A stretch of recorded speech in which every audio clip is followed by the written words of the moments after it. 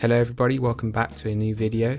In this video I'm going to be talking about my process of making this piece called Bumps and Bruises. This year I really want to push myself to create artworks that show an improvement from last year.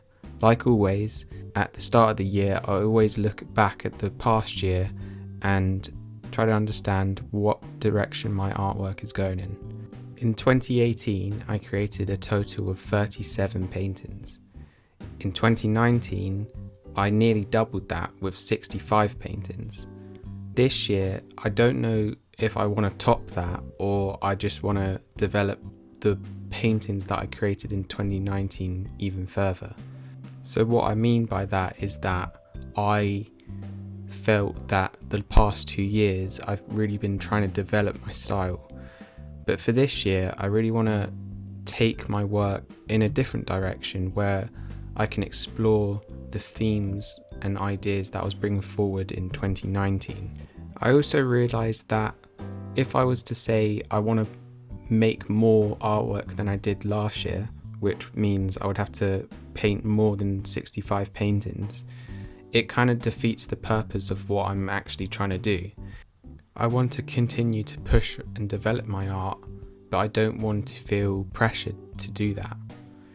And what I've realised over the years is that if I put a huge pressure on myself to create this many arts or this many art pieces, it affects the art in a bad way. So don't put a pressure on yourself, and so that you can think and not worry too much about, you've set this deadline for yourself or you've set these goals that are kind of unattainable when you've got that pressure behind you of you have to do it. Go easy on yourself to allow your head to get in the right space when you create. I think I've really started to put this into practice probably around the summer of last year, and ever since then I feel like I've been much more happier with the work I've been creating. So now that I've eliminated or started to eliminate the pressure of creating artwork, I feel like now I can focus on the problems that come along with the art.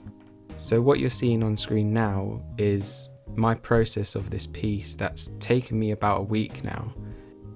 And I have to say the problems that came along with it were really hard, and it's forced me to think about what I'm doing wrong and what I'm doing right. The week started out really good. I was really pumped to create this piece. I was really excited once I sketched it out on Procreate. I was ready to put it on canvas, and I was super happy about that and ready. But after like a day, I just didn't feel that motivation anymore, and it really. And I didn't really know what I was doing with it, really. It felt foreign, I didn't feel like I knew what I was doing anymore. Now this is the part of the process where it all turns to absolute rubbish and you think, oh, this is terrible, I want to throw this out. But I think persevering through it will actually help you a lot, and it will teach you a lot about what you're doing in your art. One trick that I've developed over time is that I need perspective on my work when I'm in these ruts. So what I do is I take a picture, say on my phone, or right now what I did with my iPad, and I took a picture of the art and placed it in Procreate where I could have that extra perspective where I can zoom in, zoom out, and add stuff that I wanted and didn't want. It really helped my perspective in the sense that I now have a direction to go in when I was really struggling without having that perspective. Using the tools that you have and utilizing them to develop and continue to push your art forward is really, really helpful. I went from really loving my work and then really hating my work, and now I really like it again.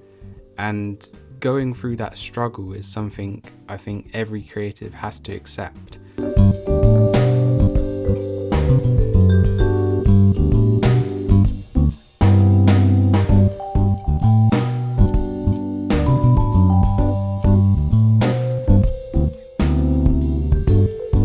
Thank you for watching, everyone. I hope you all enjoyed this video.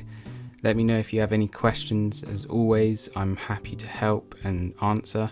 Subscribe if you haven't yet. We're nearly at 1,000 followers on YouTube, which is pretty cool. But yeah, I'll see you in the next one, guys. Bye.